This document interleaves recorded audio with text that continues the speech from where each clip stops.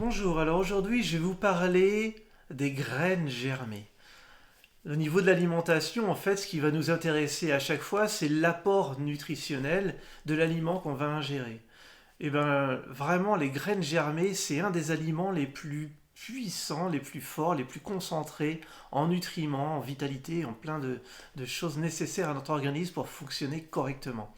Alors, ce que j'aime bien dans les graines germées, c'est que c'est très simple à faire, c'est facile, c'est pas cher, c'est vraiment pas cher, et ça permet d'avoir une quantité assez importante. Alors, c'est vrai que dans une période, que ce soit de confinement, de restrictions alimentaires, parce qu'il y a quoi que ce soit, des magasins qui ont des problèmes d'approvisionnement, ou il y a une catastrophe, il y a quoi que ce soit qui arrive, je trouve que c'est une solution très pratique. Et de toute façon, même quand il n'y a pas de restriction, dans l'alimentation de tous les jours, ça apporte vraiment une valeur nutritive importante, mais aussi un goût important. Ça permet de varier vraiment les plaisirs et d'avoir quelque chose de très sympa. Et même les enfants, le fait de s'en occuper et de voir la germination se faire, c'est sympa. Et après, le consommer ensemble, voilà, ça, c'est vraiment quelque chose de très sympathique. Alors, les graines à germer, bah, bien sûr, on peut les faire soi-même, on peut récolter les graines au niveau des aliments qu'on va consommer. Autrement, il existe des sachets qu'on peut acheter. Alors, j'aime beaucoup la marque Germline, donc c'est pour ça que j'en parle aujourd'hui.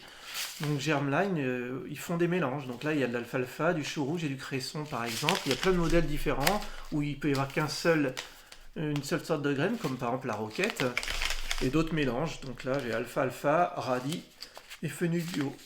Donc en fait, il y a juste besoin d'en mettre une toute petite quantité, juste une ou deux cuillères à café, ça dépend de la taille de la famille évidemment, mais pour notre consommation, enfin je ne le fais pas à la cuillère à café parce que je le fais au feeling comme ça, mais il en faut vraiment très très peu et ça permet d'avoir une quantité assez importante. Alors il existe différents types de germoirs, parce qu'on peut le faire, pour pouvoir les faire germer, c'est mieux d'avoir un germoir. Donc il existe des appareils à étage, il y a plein des modèles en plein de matières différentes.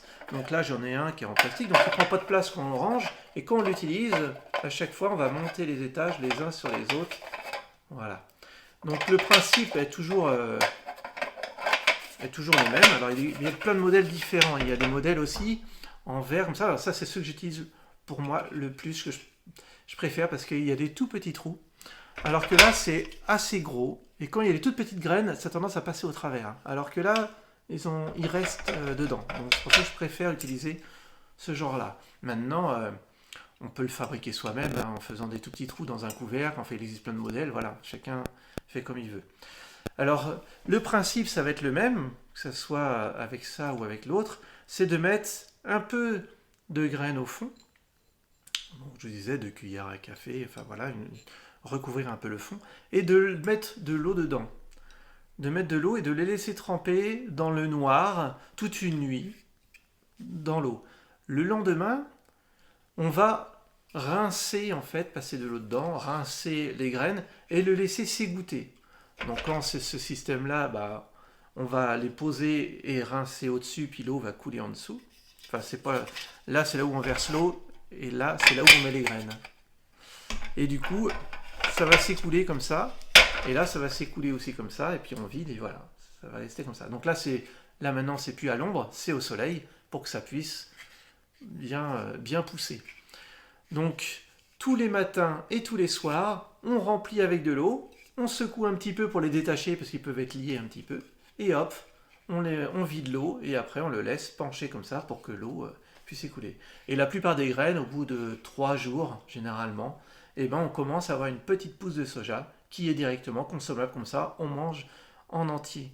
Donc chaque graine va avoir vraiment un goût différent. Si vous prenez des graines de moutarde ou de radis ou d'alfalfa, ça sera vraiment des goûts complètement différents.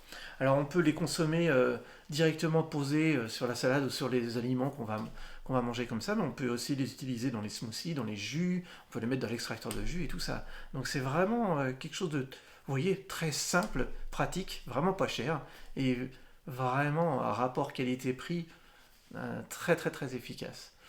Donc voilà, si vous n'avez pas l'habitude, vaut mieux aller progressivement, petit à petit, le temps de aussi refaire la flore intestinale, parce qu'on a une flore intestinale qui est moins efficace, bah forcément il y a moins de bonnes bactéries qui va permettre de digérer, donc voilà, il faut y aller progressivement. Ce sera peut-être le sujet d'une autre vidéo d'ailleurs, ça, refaire sa flore intestinale. Voilà, bon bah en tout cas, n'hésitez pas à mettre des commentaires sous la vidéo si vous avez besoin, et puis je vous souhaite une très bonne journée. Au revoir.